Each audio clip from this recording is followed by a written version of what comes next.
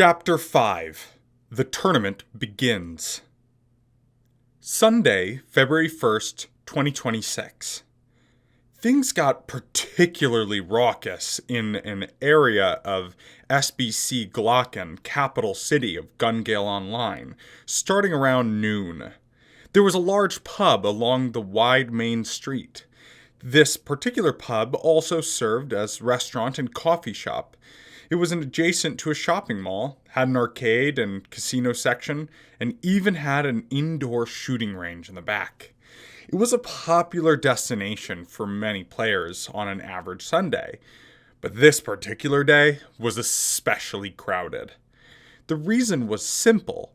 This was the event space for the first ever Squad Jam event. It wasn't a massive game-spanning tournament like the BOB. Instead of holding it at Regent Office, the central administration building, everything was happening at this establishment. The contestants gathered here, and when it came time, the teams were teleported to cramped little waiting areas to get prepped for combat.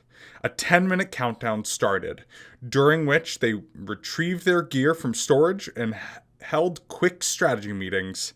At 2 o'clock on the dot, they'd be sent to the battlefield they'd never seen before. The battle would be aired through a number of cameras. With big events like BOB, the footage was shown on the popular net channel MMO stream so that anyone on the internet could watch it, but SJ wasn't that big. You'd need to either watch it with the crowd on the wall and ceiling monitors there in the pub, watch it from somewhere else in GGO, or acquire a recording to view another day. When Len entered the pub, hidden under her cloak, the digital wristwatch on her arm said it was 12:45. The watch was synced to the game system, so it would never be wrong.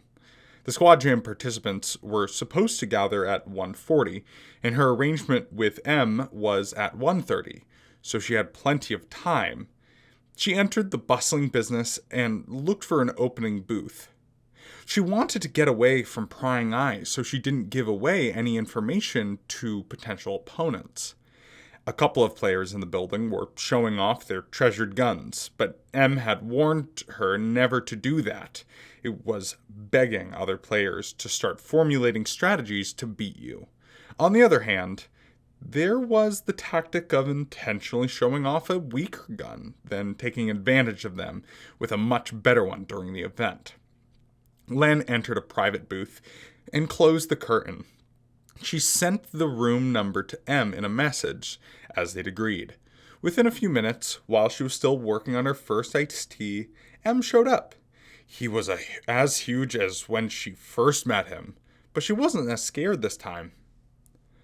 Hi. Let's do our best today. Agreed.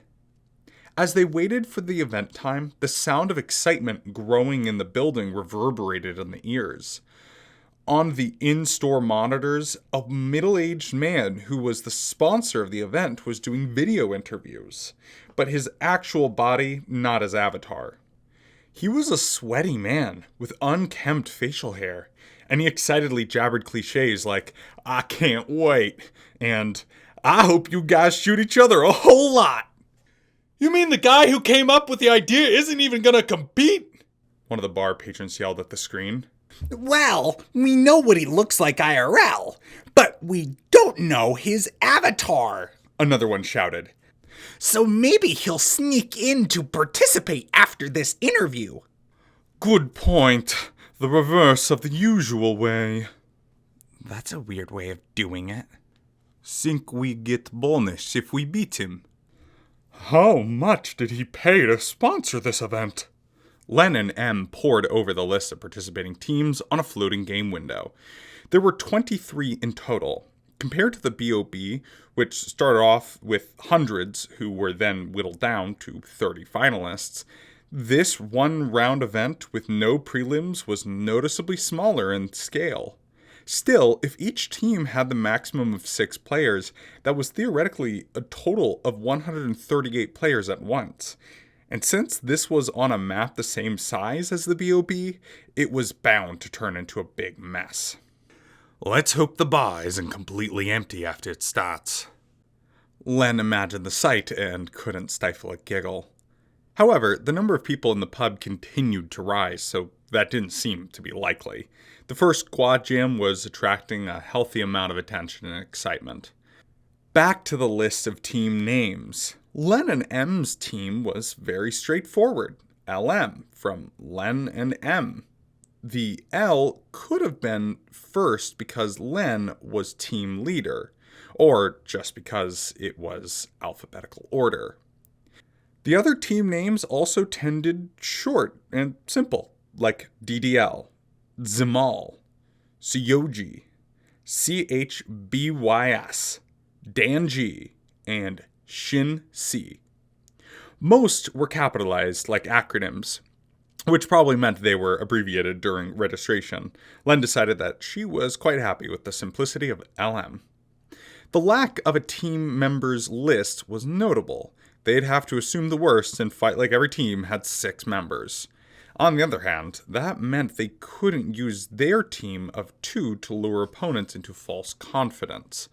Unlike the BOB, there was no bookie setting odds on the winning team. Instead, there was a gambling contest to guess how many bullets would be fired by the end of the event, with each entry costing 500 credits to enter. People seemed to be really excited about that. Since it was a video game, the system accurately recorded all kinds of statistics, including the number of times any character fired. So it would be quite easy to add up the sum of the shots fired by all the participants at the end of the event and compare it to the contest entries. If a participant guessed the number down to the last digit, they'd win a supply of their favorite ammo, an exact same amount, but only up to 7.62 millimeters in size. Ammo in GGO had to be bought by the player or crafted using in-game materials, so an influx of a ton of bullets meant you didn't have to worry about the cost for a while. You could also share it with your squadron or sell it to a shop for cash. If nobody guessed the exact amount, there would be prizes for the 5 closest guesses, but the prize rank lowered the more digits the estimation was off, whether it was in the 10 digits or 100 digits, etc. There were plenty of submachine guns and grenades by the dozen involved in this battle. Excitement would abound. But as for the number of bullets fired, you couldn't begin to guess. Contestants typed in random numbers from a few thousand to tens of thousands on the submission machines, covering their guesses with their palms as they submitted them. I wonder if Pito's in her dress right about now, Len blurted out, remembering that she was supposed to be in the wedding party today. I guess so. She's probably grinding her teeth with frustration that she doesn't get to play in the SJ. I bet there will be people at the wedding wondering, why is one of the bridesmaids looking so furious right now? Wait, could it be? M said, prompting a loud laugh from Len. She squeezed her knees together and stretched. Let's give it a shot, M. I wasn't sure if I wanted to go through with this, but maybe I need to show GGO I've got what it takes, she said, somewhat stiffly. All right, that's enough of the speeches. Aye.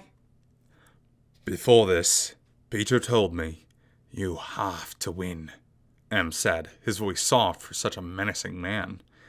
That sounds like something Pito would say. I told her I'll do my best. I mean, it's just the 2 of us. We're at a major disadvantage right out of the gate. I've told her that if you died, and I was outnumbered, I might just resign. She agreed that there wouldn't be much else I could do. Yeah, what's wrong with that? Like I just said, I'll give it my best shot, but a game's just a game. Even in a real war, you can surrender when you know you don't have a chance. If I end up alone, that's probably what I'll do, too. Still, we'll try to get as far as we can. Let's have some fun seeing what the 2 of us can do together, he said, trying to convince himself. Roger that, Len piped. Just then, a female voice came over the pub sound system. Thanks for waiting, all you squad jammers. We will be teleporting you to the standby area in just 1 minute. Is your team all in one place? At 1:50, Len and Em appeared in a dark, cramped room. In front of them was a countdown timer displaying prep time remaining, 9:59, and dropping each second. When it reached 0, every competitor would be dropped into an unfamiliar map and thrust into battle. All right, shouted Len, pumped up. Laugh or cry, there was no escape from the competition now. She was going to kick some ass and burn off stress from her everyday life. But first, they needed to prepare. A screen popped up, indicating that their satellite scanners had been distributed. Len touched the screen, and a tool the size of a large smartphone appeared. There was another display with instructions on it. If you pressed one of the 2 main buttons, it would display a map either on the screen or projected before your eyes. If you wanted to be secretive, you'd choose the screen button. If you had the space and wanted to confer with your squad mates, you could project it. Like a smartphone, the map size could be adjusted by pinching and expanding it. The actual map wasn't available to display. For the moment, it had a map with sample written on it so they could test out the functions. Every 10 minutes, when the satellite scan happened, white dots appear on the map, indicating the location of each team leader. Gray dots indicate the final coordinates of a defeated or resigned team. It was quite simple to use, to Len's relief. She set down the device and changed into her pink combat fatigues underneath her robe. The pink knit cap went on her head. The pink bandana went around her neck. She moved the robe into her item storage, no longer needed. Next came her gear. Her little P-chan, the pink P90, appeared in her hands. The pouches that held 3 backup clips were along with either thigh. Len loved the system of changing her look instantaneously by pressing buttons on a game window. It reminded her of the transformation scenes from old magical girl anime shows that she liked to watch. Her final form just happened to look a little more deadlier than theirs. It was unlikely that anyone would use an optical gun in a PvP contest like SJ, but there were weirdos everywhere. Len equipped a defense field generator, which looked like a large brooch, just in case. There was space on her belt, so she stuffed another pouch with tube-shaped energy medical kits next to one of her magazine pouches. The medical kits healed about 30% of a player's lost hit points after being attached to the skin. However, that process took a full 180 seconds, so its usefulness in the midst of combat was low. The satellite scanner fit perfectly in the large chest pocket of her combat suit. There we go. Len was ready to rock. Then M sat down his M14 EBR and handed Len something. Here. Huh? She took it suspiciously. It was a sheath containing a combat knife. The green plastic sheath had a black nylon cover with the black knife grip sticking out of it. The whole thing was about a foot long, with the blade itself just short of 8 inches. Timidly, Len undid the flap and removed the knife. It looked absolute evil, a black blade with a matte finish that reflected no light. She'd used a kitchen knife to cook before. She'd never held a knife this big. In Len's tiny hands, it felt more like she was holding a machete. It wasn't much different than your ordinary knife, but that was a weapon much more familiar and close to home than a gun.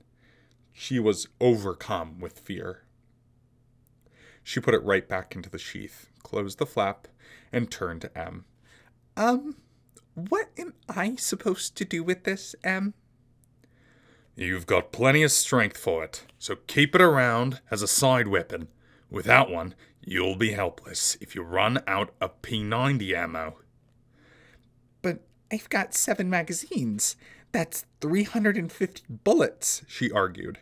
There were 3 magazines in either thigh pouch, plus one attached to the P90 already. It was a ton of ammo for a single person to carry, a bonus from the P90's high magazine capacities. On the other hand, its special design made exchanging clips more difficult than other guns of its type, but with Len's excellent agility and dexterity, she could complete the process in mid-air during a single jump. She even had another 3 stashed in her inventory, so she could load up more clips if she had time between battles. So far, Len had never run out of bullets for her P90. It was why she never carried a sub-weapon with her. But M was insistent. GGO is based on gunfights, but when you're in a cramped interior, or fighting very close, it can turn to hand-to-hand combat, especially in the squad jam. Additionally, I might need to give you orders to use your knife, so that you don't make any sounds. Len couldn't deny that logic. When hunting monsters, there were times that she got too close and was shooting down at her feet. If she had a knife, she could have stabbed and slashed them at that point without making a racket. There are times when a knife is better than a gun in close combat, especially when the person is as nimble as you, Len. Stash it at level, behind your lower back. You'll pull it out, backhanded, with your right hand. He whipped his right hand around to show her the motion. Your enemy is very likely to be bigger than you. It was hard for her to imagine anyone being smaller. So, when facing them, charge forward and duck through the legs, slashing the interior of either thigh. That's the location of the femoral artery. So you'll do massive damage, perhaps even more than a bullet could. This lesson was a bit more realistic than anything Len wanted to hear. GGO was quite true to life in the way that it modeled the human vital areas for the purposes of identifying and reflecting bodily damage. Even smaller caliber bullet to the center of the skull or spine could be an instant kill. Damage to areas susceptible to major bleeding or that impeded proper movement caused much higher HP loss. It seemed to Len that she had less mental resistance to guns, but significantly more desire not to use the knife. It was a bit of a relief that no matter how much she might shoot people in GGO, the physical, kinetic act of directly attacking and killing a person wasn't going to come naturally to her. On the other hand, the ALO game that Miu wanted to play with her was a world where any fighting not using magic was physical sword combat. Am's lesson on how to kill a man continued. If they point out the gun at you, slice upward at the inside of the upper arm. That will inflict a devastating damage, and it might cause them to drop the gun out of pain and numbness. In VR games, taking damage of any kind, whether getting punched or slashed or hit or blasted with magic or bitten by a monster, caused the player to feel pain. How much it hurt, or simulated the brain signal of being hurt, depended on the game, and GGO was definitely on the harsher end of the scale. Getting shot felt like being prodded in a weak spot. It was very similar to the sensation shiatsu when a pain center was pressed, inflicting a numbness and lack of strength. The pain also went away immediately and didn't cause enough damage to harm one's skin. Gunshots to the arms and hands were especially painful, the effect acute enough that it was quite easy to accidentally drop your gun. If they drop the gun, don't bother going after it. Keep up the attack against their thighs and inner arms. People who only fight with guns are surprisingly brittle when it comes to hand-to-hand combat, he continued. The matter-of-fact way he was saying these things only made them more frightening. If you're able to attack an unsuspecting enemy from behind, stay low and slice the back of the leg just above the boot. This will sever the Achilles tendon. If they topple, don't go for the stomach or chest, where they'll have a bulletproof armor. Aim for the neck and slice as long a gash as you can. like you're caressing the whole front half of the neck with a knife blade. Okay, Len said.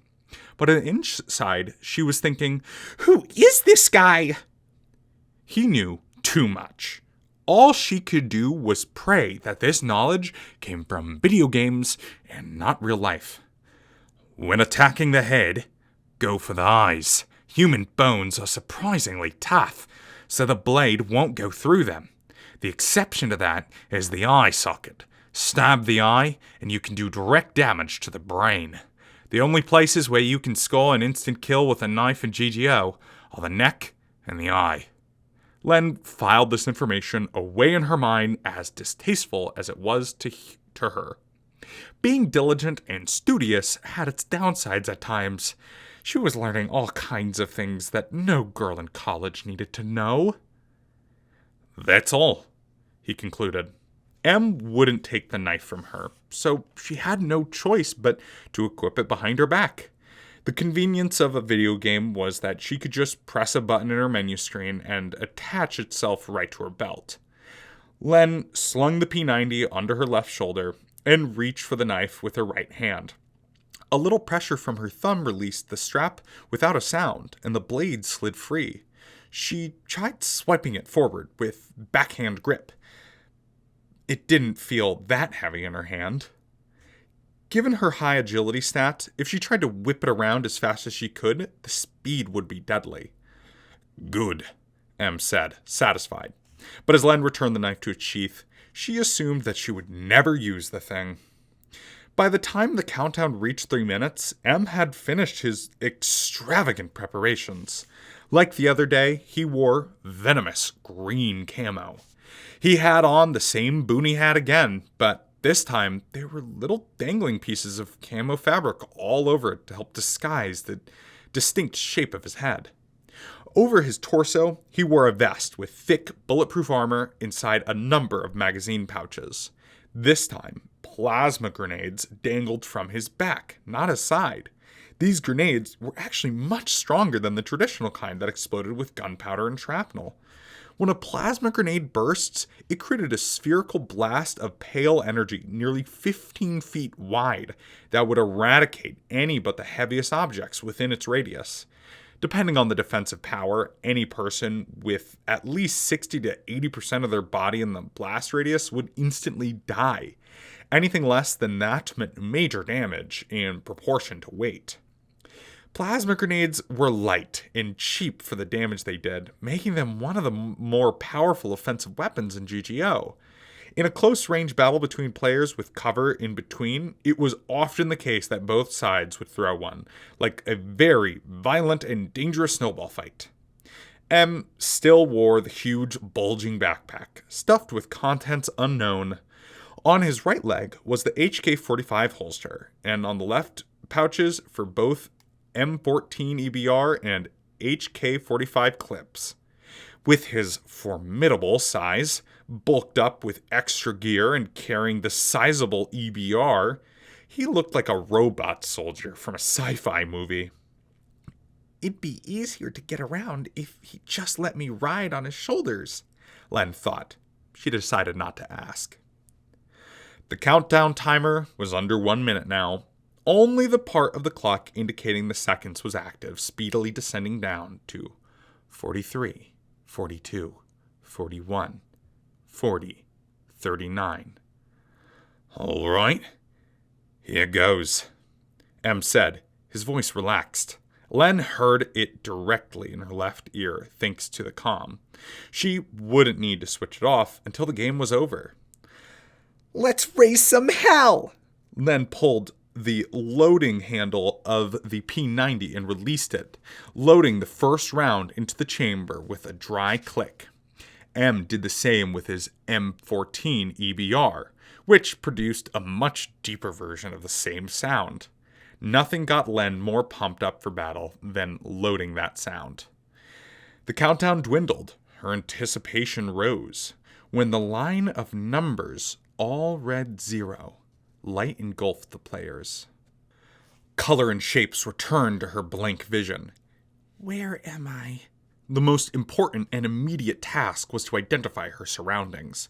But no sooner had she visually registered it than she heard M say, "Forest, this isn't good." "Ah, a forest," Len murmured. They were in the midst of a forest of very tall, extremely straight trees. It reminded her not of the thick, overgrown forests of Japan, but the North American terrain she'd seen on TV before. The trees were a good 10 feet wide, and with so many visibility was terrible. You couldn't see 100 yards ahead. The ground was damp and littered with knee-high ferns. There was a defined but subtle slope to it. Len looked up and saw a dark canopy of branches overhead, with only hints of the red sky visible through them. The reason M said it wasn't good became immediately apparent. "There are 2 reasons, right?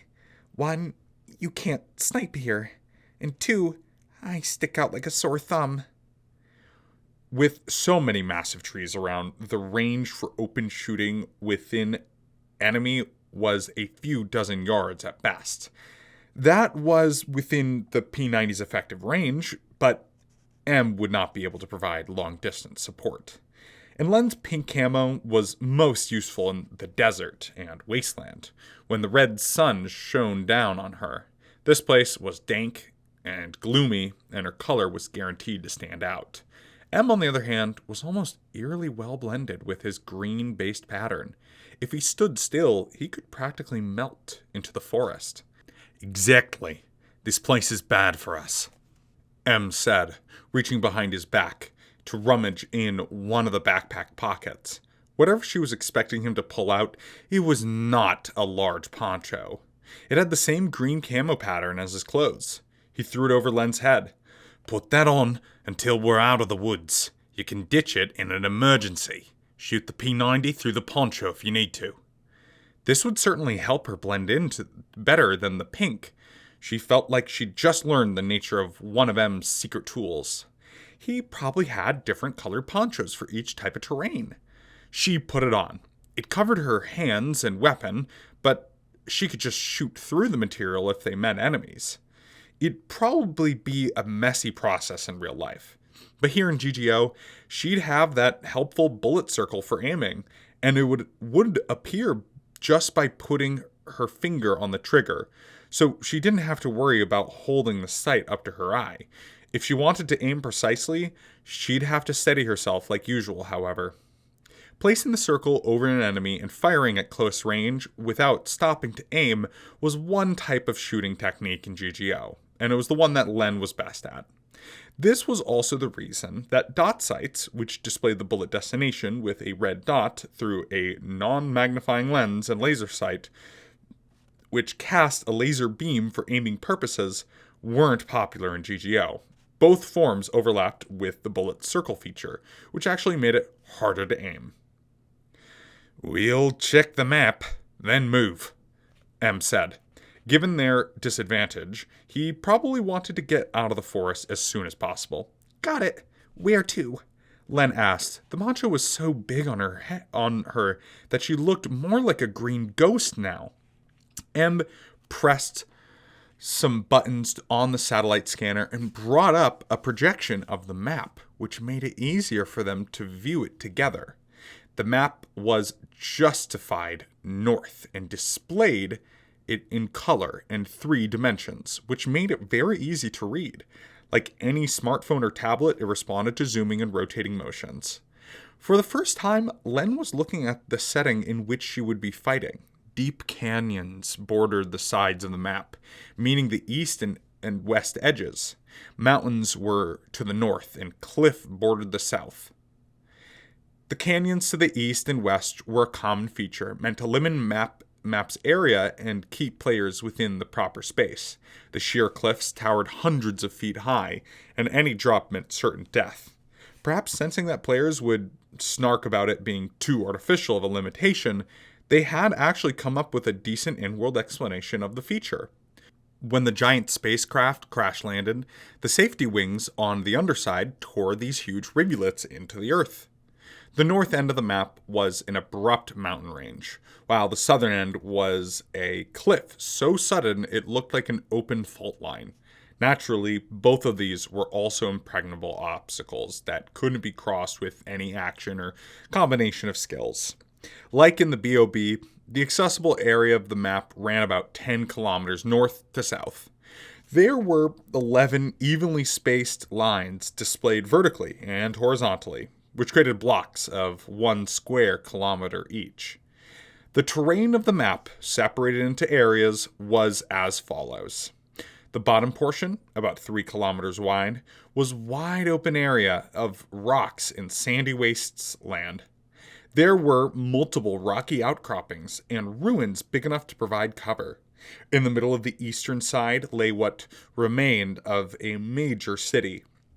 The map showed large streets and high-rise buildings that were still standing. Apparently, the players were supposed to believe the story about the spaceship tearing these canyons into the earth, yet the city was right next to the eastern edge, and the buildings were still standing.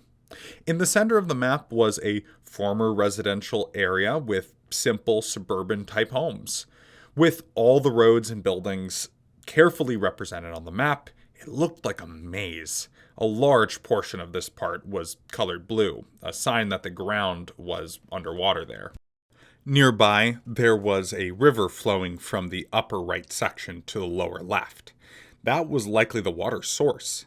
It could be walked across if shallow enough, but at a certain depth, anyone would be forced to swim. Then they'd have to put their guns and their other heavy gear into storage to avoid sinking, unless they were extremely good at swimming.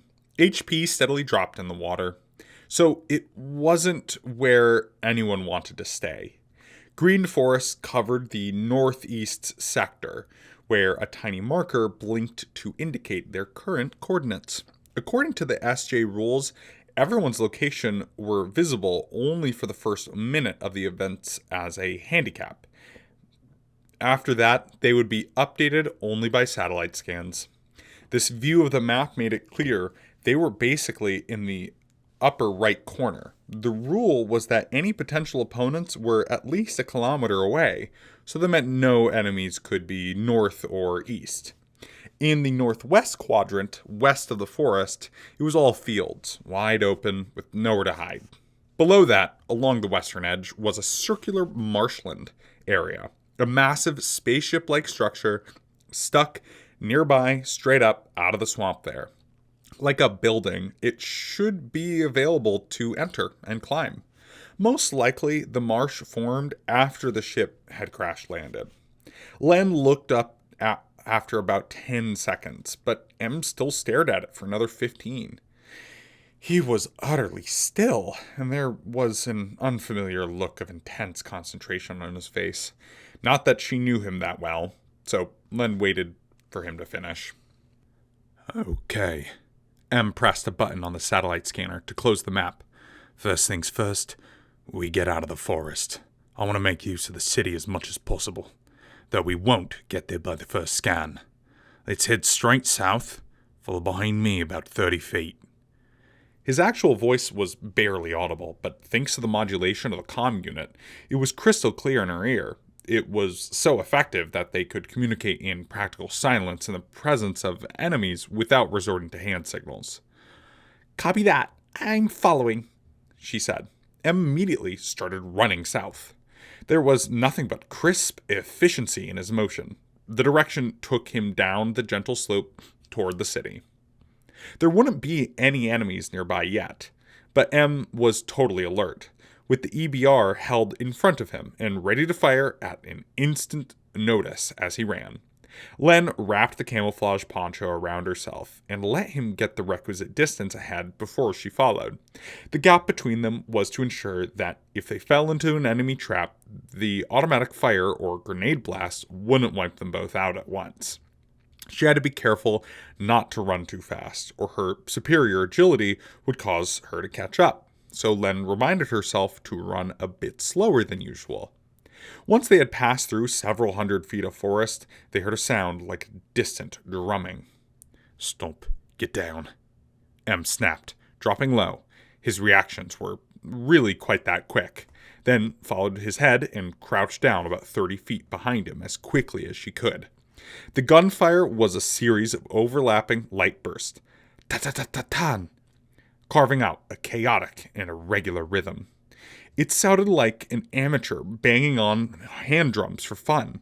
Clearly, two teams were having a firefight nearby. The sound would continue for a long period, then a shorter one, but never stopped for more than 2 seconds. They were expending an impressive amount of ammunition. Those are 5.56mm assault rifles. Someone's shooting an SMG, too, M observed. You can tell, M? I can. The developers of GGO had recorded actual gunfire for their live ammo guns, so the accuracy of their sound effects was impressive. But the idea of identifying the type of gun, whether through some in-game skill or just player knowledge, left Len a bit stunned. Huh? Oh. Then she thought of another question. So, they're already fighting? Isn't it a bit too soon for that? They probably wanted a better position and took off running at top speed. They ran into each other. Sounds like it's farther to the west of us in the forest. Not that far off. I see. As M said, 7 minutes remained until the first satellite scanned, so it must have been a coincidence that they'd encountered each other. That was a very unlucky stroke for the two teams. They were locked in a chaotic battle before either side could get a better position. Most likely, some characters had already died, 3 minutes into the squad jam. As the gunfire rattled on, M swung his left hand in a different direction. We'll take it slowly from here. You go first, Len, in this direction. I'll correct you if you start to drift. If we run across any others in the forest, duck. I'll give you orders after that. Roger.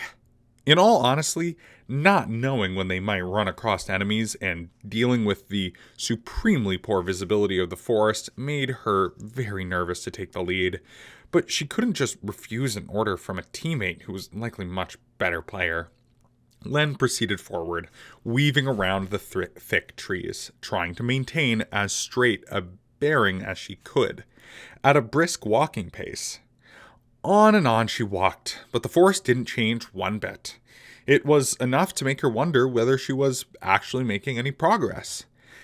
Please don't let me run into any enemies. Please don't let me run into any enemies, she prayed, fighting the urge to place her finger on the trigger of the P90. It would be very poor form to move in that state, in case she tripped and misfired the gun. Eventually, the distant gunfire came to a total stop. She couldn't tell whether one team had won or whether both had survived and disengaged. Please don't let there be any enemies. Please, please, please, please, please, please. She headed down the forest slope, nerves strained with fear. Someone might be hiding right on the other side of that tree. There, they might shoot me from the other side as soon as I pass by. Of course, there was no end to the ways she could imagine an attack. So eventually, her mindset turned to, if you're going to come, then do it already. I'll gladly feed your blood to my P-chan, even if I go down in the attempt. But the goddess of good luck smiled upon her. 9 minutes had passed from the start of the game, and they hadn't made contact with any foes. Okay, halt. Crouch. Stay on alert, M commanded, while he got ready for the satellite scan. Phew, she exhaled, squatting. If he had been a bit later to give her the order, she would have stopped on her own. The forest came to an end about 30 feet beyond Len's position. The slope continued from there, bare of anything but grass, and then there was the ruined city. Just before her was a 6-lane road, probably a highway. It was level with the adjacent ground, not elevated. Based on the position, she guessed that the river was running in a drain system beneath the highway. At least the road surface looked sturdy and easy to run on. Overturned and burned out cars dotted the road. Compared to the forest, there was far more visibility at the cost of less cover to hide behind. Beyond that were a few little hills of rubble, then a number of abandoned buildings, between 10 and 30 floors tall. Len looked around very carefully. She couldn't see anyone from their current position. They definitely crossed at least 1 kilometer going south, so if any enemies started to the south, they'd have moved even farther south or west. Phew! She turned around to see where M was. "I'm 300 meters behind you," came his voice into her ear. Huh? That far? She blurted out. "The scan's about to begin," he said calmly. "Your location will be revealed, so I put out some distance between us. If we're unlucky and there are enemies nearby, they're going to come bearing down on right after the satellite passes." Len knew that already, but that would mean she would be facing up to 6 combatants alone. There was no way she could win. And? What should I do then? She had to ask, as she couldn't tell what M was thinking. "Just fire like crazy. You don't have to aim, and retreat from the tree to tree. I'll swing around to the left and pick off anyone who comes chasing after you." So she was going to be a decoy, and because they were so close to the edge, M knew that he could move around her that way without running into anyone. It made sense to Len, but it was also rather infuriating. How could he use the team leader as bait? At 2:09:30 p.m., the watch on Len's left wrist started vibrating. She'd set an alarm to go off 30 seconds before each satellite scan. "Don't worry about watching the scan come in, Len. Just keep an eye out." Roger. She didn't need an order to remind her not to get distracted while the enemies might be bearing down on her. She was quite capable of doing that on her own. Underneath the poncho, she felt for the P90 safety to make sure it was off and ready to fire. The very next moment, she saw a human figure on the move. Huh?